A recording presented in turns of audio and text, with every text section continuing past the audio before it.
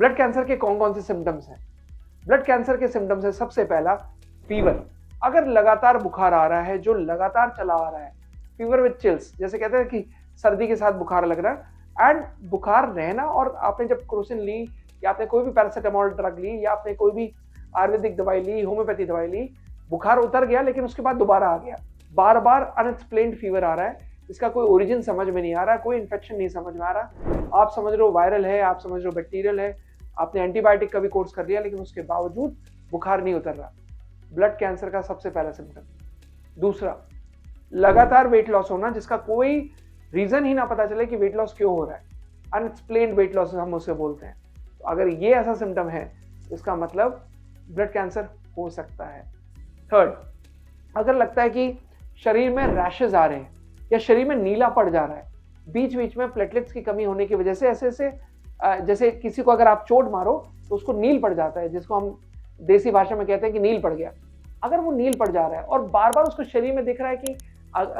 जगह जगह नील पड़ रहा है, ये और उसको नहीं समझ में आ रहा कि क्या कारण हो सकता है, जरूरत है एक ब्लड टेस्ट कराने की ताकि आप ये जान सको कि खुदा न खास्ता ये ब्लड कैंसर की शुरुआत तो नहीं।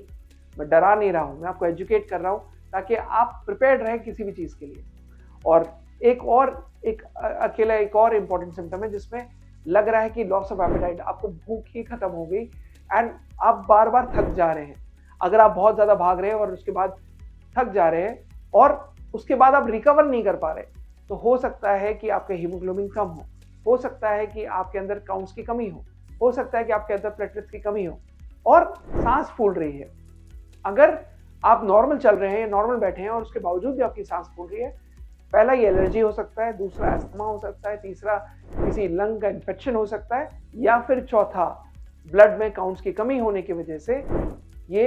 हो सकता है ब्लड कैंसर की शुरुआत हो। ये सारे सिम्टम्स ऐसा नहीं है कि एक दिन, 2 दिन, 3 दिन, 4 दिन, 6 दिन अगर आ रहे हैं तो ये ब्लड कैंसर हो गया। अगर ये लगातार चले आ रहे हैं, कांस्टेंट हैं,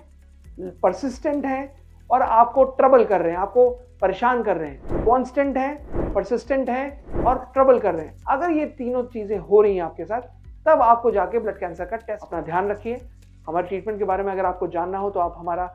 यूट्यूब चैनल पर कैंसर हीलर सेंटर को देखकर पूरा समझ सकते हैं। इस चैनल में बाकी वीडियोस हैं जो हमारे ट्रीटमेंट को एक्सप्लेन करेंगे। अगर कुछ भी आप जानना चाहें इस वीडियो को लेकर, अगर आपको लगा कि अच्छा है और आपको प्रेरणा मिली और आपको एजुकेशन मिली, तो आप इसको लाइक करिए, शेयर करिए और मेरे चैनल को सब्सक्राइब करिए। अपना ख्याल रखिए।